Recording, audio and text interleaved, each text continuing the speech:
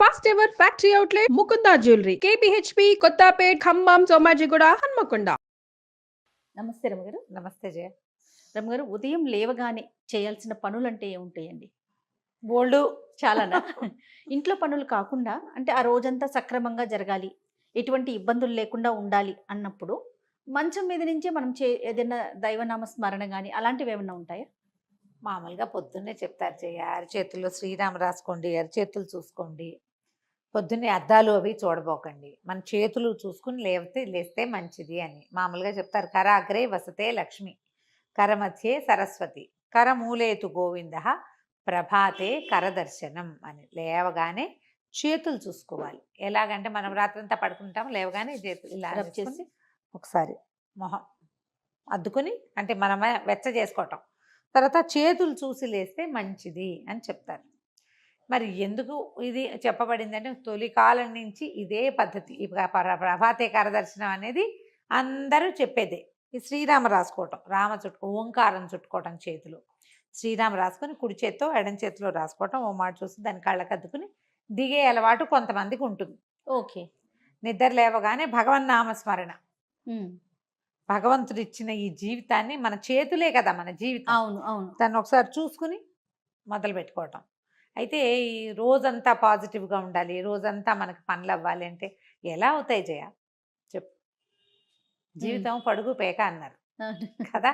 ఒక నిలువుదారం ఉంటే ఒక అడ్డదారం ఉంటుంది ఖచ్చితంగా. ఒక వస్త్రం తయారవ్వాలంటే కొన్ని నిలువుదారాలు కొన్ని అడ్డదారాలు ఇట్లా కలయికే క్లాత్. మన జీవితంలో కూడా కొన్ని ప్లస్లు కొన్ని మైనస్లు కలవటమే మన జీవితం. ఒకరోజు లేటుగా లేస్తాం, ఓ రోజు బద్ధకంగా లేస్తాం, ఓ రోజు విసగడతో లేస్తాం, తెల్లవారే ఏదో పగిలిపోయిన సౌండ్తో మెలకు వస్తుంది. చేయాల్సిన పనుల లిస్ట్ ఉంటుంది, మనతో పాటు ఆ పనులలో పాలు పంచుకోవాలనే వాళ్ళు రాకపోవచ్చు, వాళ్ళకేం ప్రాబ్లమ్స్ వస్తాయో. ప్రతిరోజు ఒకేలా ఉంటే ఏం బాగుంటుంది? అవును, బోరుగా ఉంటుంది, మొనాటనస్గా ఉంటుంది. ప్లస్ మైనస్ ఉండవలసిందే. కాకపోతే ఇవి భయంకర మైనస్సులు కాకుండా ఏదో ఒక మాదిరి మైనస్ సాయంకాలం వేసరికి మళ్ళీ దాన్ని ఏదో సరి చేసుకుని, లేదా పాజిటివ్ మైండ్ సెట్ తోటైనా వెళ్ళాలి. ప్రార్థన చాలా ముఖ్యమైనది దానికి. ఎలాంటి ప్రార్థన? ఏ తరహాదైనా సరే, మన ఇష్టదైవం ఒక్కొక్క స్వరూపం ఒక్కొక్కళ్ళని ఆకర్షిస్తుంది. భగవంతుడిని ప్రార్థించుకోవటం. పొద్దున్న ఏదో మామూలుగా అందరూ బ్రష్ చేసుకుంటాం, కాఫీలో టీలో పాలు పదస్వం ఏవో తాగుతాం, తర్వాత పనులలోకి దిగుతాం. పిల్ల జల్లని చూడాలి, ఆడవాళ్ళు అయితే పిల్లల్ని చూడాలి, భర్తలను చూడాలి, పని మనిషి వస్తుంది, వాకిట్లో కూరలు వస్తాయి, లేదా మనం బాక్సులు పెట్టాలి, లంచ్ బాక్సులు పెట్టాలి, ఈ వ్యవహారం అంతా నడుస్తూ ఉంటుంది. ఇదంతా ఎలా ఉంటుందంటే ఒక డ్రామాలాగా వెళ్తుంది అంతే. కొత్త కొత్త పాత్రలు ప్రవేశిస్తుంటాయి. రెగ్యులర్గా వచ్చే పాత్రలు కొన్ని, కొత్త పాత్రలు ఎప్పుడైనా మధ్యలో వస్తూ ఉంటాయి. ఈ మొత్తం డ్రామాలో ఏంటంటే మనం ఒక పాజిటివ్ మైండ్ సెట్ తోటి కనుక వెళ్తే పనులు బాగా అవుతాయి. దీనికి మనం తొందరగా పొద్దున్నే స్నానం చేసేసామనుకో, ఏదో కృష్ణారామ అనుకోవచ్చు కదా. అవును, కొన్ని ప్రార్థనలకి స్నానం అవసరం లేదని భావిస్తారు, వాళ్ళ ఇష్టం. కానీ హిందూస్కి భగవత్ ప్రార్థన అంటే స్నానం ముఖ్యం. అవును, స్నానం చేయకుండా అసలు మనం పూజ గదిలోకి కూడా వెళ్ళాం. సరే, పొద్దున్నే స్నానం చేస్తే ఓ దీపారాధన చేసుకుని, ఒక అగరవత్తి వెలిగించుకుని, ఒక అలవాటు లేదు, దీపారాధన లేవు, అగరవత్తులు లేవు, ఏదో కృష్ణారామ కనితే గోవింద మత్సూదన అనుకుంటాం. ఎవరికి ఏది అలవాటు ఉంటే అది. ప్రధానంగా రాముడిని తలుచుకోండి, రోజంతా బాగుంటుంది, పాజిటివ్ ఎనర్జీ ఉంటుంది అంటారు. రాముడే కాదు, కృష్ణుడిని తలుచుకునే వాళ్ళు ఉంటారు. భగవద్గీతలో ఒక శ్లోకం తీసుకోవచ్చు. నరసింహస్వామిని తలుచుకునే వాళ్ళు ఉంటారు, లక్ష్మీదేవిని తలుచుకునే వాళ్ళు, పార్వతీదేవిని, లలితాదేవిని, శివానందలహరి, సౌందర్యలహరి, లలితా సహస్రనామ, విష్ణు సహస్రనామ, రామాయణం, భగవద్గీత, భాగవతమో ఏదో ఒకటి తీసుకోవచ్చు కదా. మీ మనసు ఎక్కడ సొలేషన్ పొందుతోందో, మీరు ఏ స్వరూపాన్ని తలుచుకుంటే మీకు ఒక పాజిటివ్ ఎనర్జీ నిండిపోయినట్లు అనిపిస్తుందో, ఏ శ్లోకం చదివితే, ఏ పద్యం పాడుకుంటే, ఏ పాట పాడుకుంటే మీకు మనసమాధానంగా ఉంటుందో అదొక్కటి సెలెక్ట్ చేసుకోండి. ఇవన్నీ చదువుకునే వాళ్ళు, రోజంతా పూజా విధానంలో ఉండేవాళ్ళు, పొద్దున గంటన్నర పూజ చేసుకునే వాళ్ళు, సాంఘంగా నిత్యగౌరీ పూజా విధానం చేసుకునే వాళ్ళు ఉంటారు. వాళ్ళు అవన్నీ చేసుకునే వాళ్ళు చేసుకుంటారు. చేసుకోలేని వాళ్ళు ఏదైనా ఒక్క శ్లోకం తీసుకోండి. ఈ శ్లోకాలకి పెద్దది తీసుకున్నాం అనుకోండి, చదవలేకపోతారు. చిన్న శ్లోకం తీసుకోండి, నెంబర్ ఆఫ్ టైమ్స్ చదవండి. ప్రఖ్యాతమైన శ్లోకాలు తీసుకుంటే తప్పులు పడకుండా ఉంటాయి. అంటే ఇప్పుడు మీరు అవన్నీ చేసేవాళ్ళు సరే మీరు ఇలా చెప్తున్నారు కదా, కొంతమంది నెగిటివ్ గా రెస్పాండ్ అవుతున్నారు రమ్మగారు నేను అని అంటాను చేయగలిగితే గంటల తరబడి పూజ చేసుకుంటాం, లేకపోయినా ఏదో ఒక శ్లోకం తీసుకుని చేసుకోవచ్చు. ఇక్కడ ఒక చిన్న విషయం ఉంది రమ్మగారు, మీ మాటలు కానీ మీరు చెప్పే విధానం ఎలా ఉంటుందంటే ఈ జనరేషన్కి తగినట్టుగా ప్రస్తుతం ఉన్న కాలానికి అనుగుణంగా మీరు చెప్తారు. ఇదే చేయాలి, ఇది చేస్తేనే మనకి బ్రహ్మాండం బద్దలైపోతుంది లాగా కాకుండా మీకు ఏది దొరికితే చేస్తే సంతోషం, చేయకపోతే మీరు ఏది చేయగలరో ఎంతవరకు చేయగలరో నియమంతో నిబద్ధతతో చేయమని చెప్తారు కదా. నేను లాస్ట్ టైం మనం ఒక వీడియో చేసాం రమ్మగారు బ్రహ్మముహూర్తం గురించి, దాంట్లో కూడా మీరు మాట్లాడారు మనం చేయగలిగితే చాలా సంతోషం, చేయలేకపోతే దానికి ఒక పరిష్కారం కింద మాట్లాడారు కదా. అట్లా ఎట్లా చెప్తారు? బ్రహ్మముహూర్తం అనేది చాలా విలువైంది కదా. నేను కొన్ని కామెంట్స్ కూడా చూశానండి, మీతో డిస్కస్ చేద్దామనుకున్న సందర్భంలో అడుగుతూ ఉన్నాను అనమాట.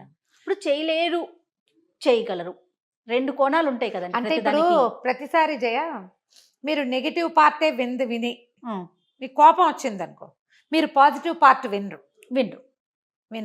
మీరు మహాద్భుతమైన కార్తీక పురాణం చెప్తా నెలంతా ఉపవాసం ఉండండి, లేదా 4 వారాలు ఉపవాసం ఉండండి, ఓ పౌర్ణమి 2 ఏకాదశులు ఉండండి, లేదా ఒక్క ఏకాదశి ఉండండి, లేదా ఒక్క పౌర్ణమి ఉండండి, లేదా ఒక్క సోమవారం అయినా ఉపవాసం ఉండండి అంటారు.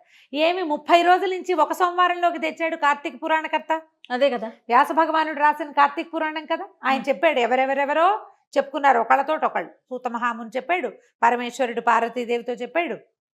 వీళ్ళందరూ ఎందుకు ఇది చెప్పారు? మానేయమని చెప్పామా? ఎక్కడ కూడా మనం అసలు అలాంటి పైగా ఇప్పుడు నువ్వు రోజు లలితా శాస్త్రం చదువు, నీకు పాజిటివ్ ఎనర్జీ వస్తుంది అని చెప్తాను నేను.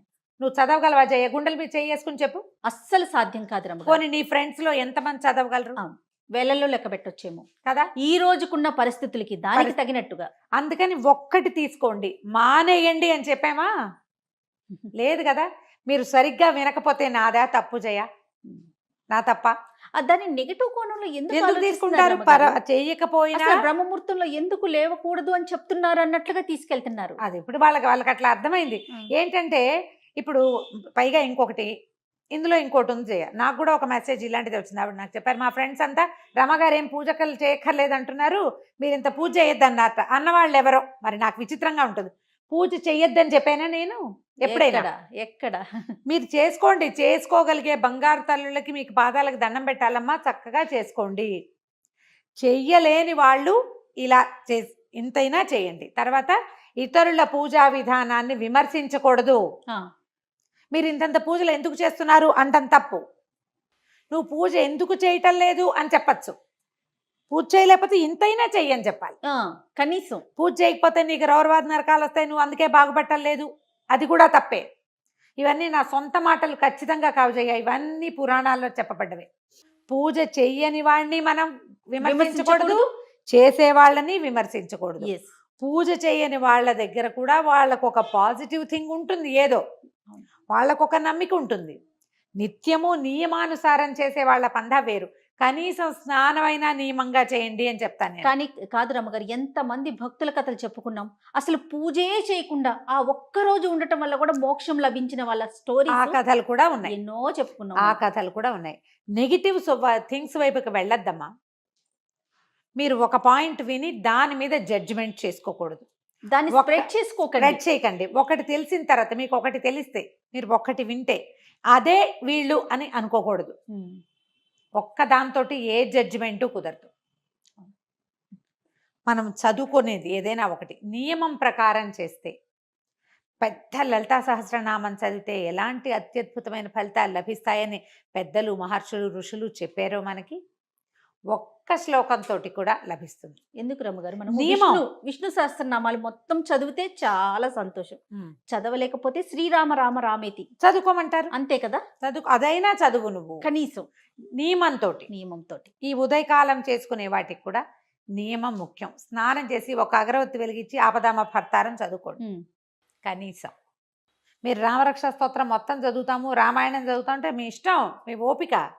మీకు సమయం అనుకూలిస్తే మీకు సమయం లేకపోతే, మీకు అవకాశం లేకపోతే మీరు చేసుకోండి. కానీ ఎవరైనా ఇదంతా చదువుకునే వాళ్ళని మాత్రం విమర్శ పనికిరాదు.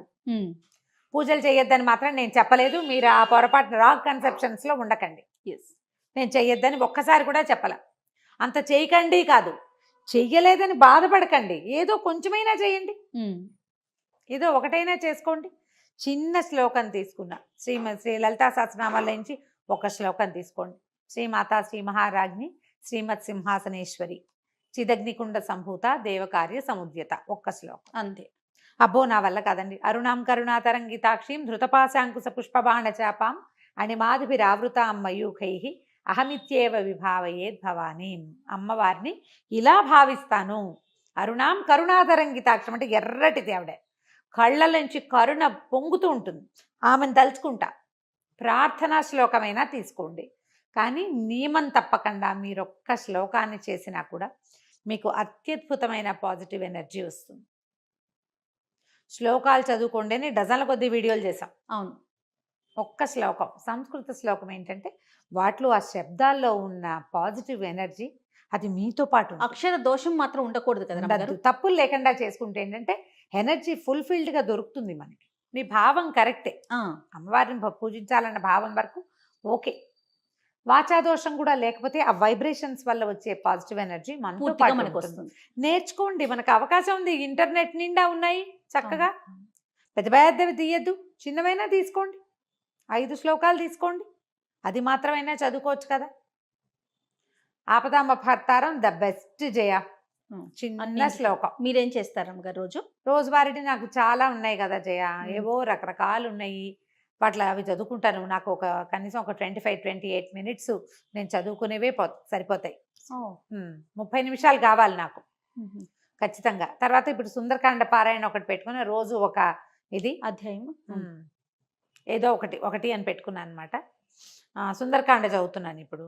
అది అవ్వాలిగా, ఒక్కొక్కటి అవ్వాలి, ఏదో ఒకటి ఎలా కుదిరితే అట్లా. ఒకరోజు సమయం చాలదనుకో, అందులో 60 శ్లోకాలు నేను 30 చదువుకుని అక్కడ కాగితం అడ్డం పెట్టుకుంటా, రేపు చదువుతాను. సుందరకాండ పూర్తి చేసుకోవాలి అని కొంచెం అర్థం నాకు తెలుస్తుంది కాబట్టి నేను చదువుకోగలను. గ్రూప్ లో చేస్తున్నారండి? లేదు, నేను సొంతంగా చేసుకుంటాను. మామూలుగా నాకు కాస్త రామాయణం చదివే అలవాటు ఎప్పుడు ఉంది, కొద్దిగా చదువుకుంటాను. ఇది ఇప్పుడు సమయాభావం, నేను ఇక్కడ పరిగెత్తుకు రావాలి కదా, అప్పుడు కొంచెం తక్కువ. ఓకే. ఓ 10 శ్లోకాలైనా పుస్తకం తీసి చదవకుండా మాత్రం ఉండను. ఓకే, అలా పెట్టుకుంటా. నాకు మామూలు రోజువారీ శ్లోకాలు ఉన్నాయి. వెంకటేశ్వర ప్రపత్తి, కరావలంబము అవన్నీ అలవాటు, వాటి దారిన వెళ్ళిపోతాయి. నేను చెప్తాను, నేను పదే పదే ఇదే మాట. స్నానం చేసి బొట్టు పెట్టుకుంటాను, కుంకుమ పెట్టుకున్నాక నేను దీపం పెట్టే లోపలే నా సగానికి పైగా స్తోత్రాలు అయిపోతాయి. చదివేసుకుంటారు. నేను అవి ఇవి సవరించుకుని, దీపానికి దివ్యలు తీసి చూసుకుని, పువ్వులు సరిచేసి సవరించుకుని, పళ్ళు ఏమైనా కడిగి పెట్టుకుని దేవుడి దగ్గర కూర్చునే లోపల, లేదా ఆయన అక్కడ ఉండి నేను యువతలు పని చేసుకుంటుంటే స్తోత్రాలన్నీ అయిపోతాయి. ఇక్కడే చదువుకుంటూ పనిచేస్తా.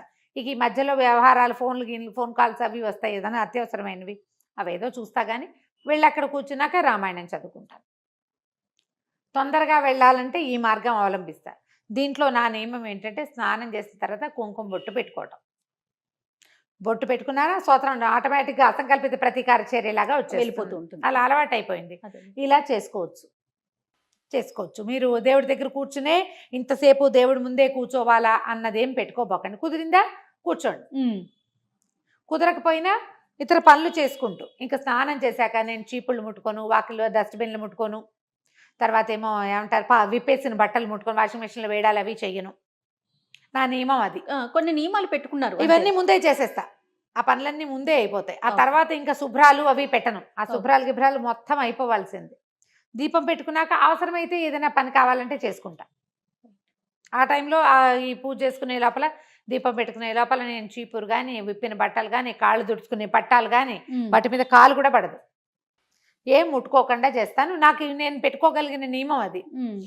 నియమం ఏర్పరచుకోండి. ఎప్పుడు కూడా పాజిటివ్ ఎనర్జీకి కావాల్సింది నియమం. అది శారీరకమైన ఫిజికల్ థింగ్స్ కావచ్చు, మనసుకైనా కావచ్చు.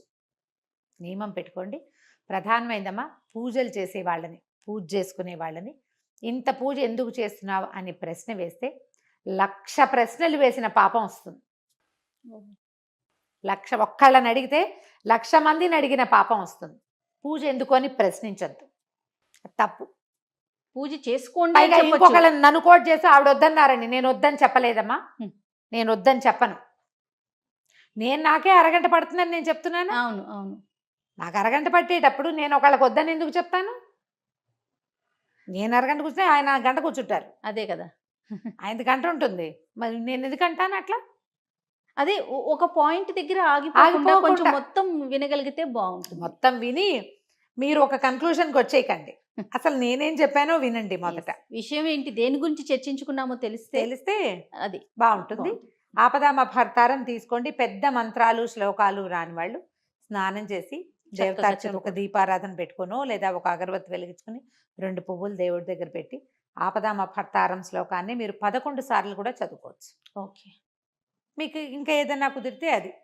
మనకేంటంటే సాధారణంగా చెప్తారు జయ, కాస్త డబ్బులు ఇబ్బందులు ఉన్నాయి, ఉద్యోగంలో సెటిల్ అవ్వలేదు, అలాంటప్పుడు కనకధారాస్తవం చదువుకోమంటారు పెద్దవాళ్ళు. కనకధారాస్తవం చదువుకోవచ్చు. మీకు అన్నిటికీ భయంగా ఉంది, టెన్షన్ ఫీల్ అవుతున్నారు, అప్పుడు దుర్గా సప్తశ్లోకి చదువుకోమంటారు. పిల్లలకి తరచుగా కళ్ళు వస్తాయి, బెదురుతారు, స్కూళ్ళలో భయపడుతూ ఉంటారు, ఎగ్జామినేషన్స్ అంటే భయం, ఆంజనేయ స్వామికి సంబంధించిన శ్లోకాలు, హనుమాన్ చాలీసా లాంటివి నేర్చుకోవచ్చు, చెప్పచ్చు. ఇలా పెట్టుకోండి ఏదో ఒక నియమం. లేదా శుక్రవారం లక్ష్మీదేవికి, మంగళవారం దుర్గాదేవికి, ఇలా లెక్కలు.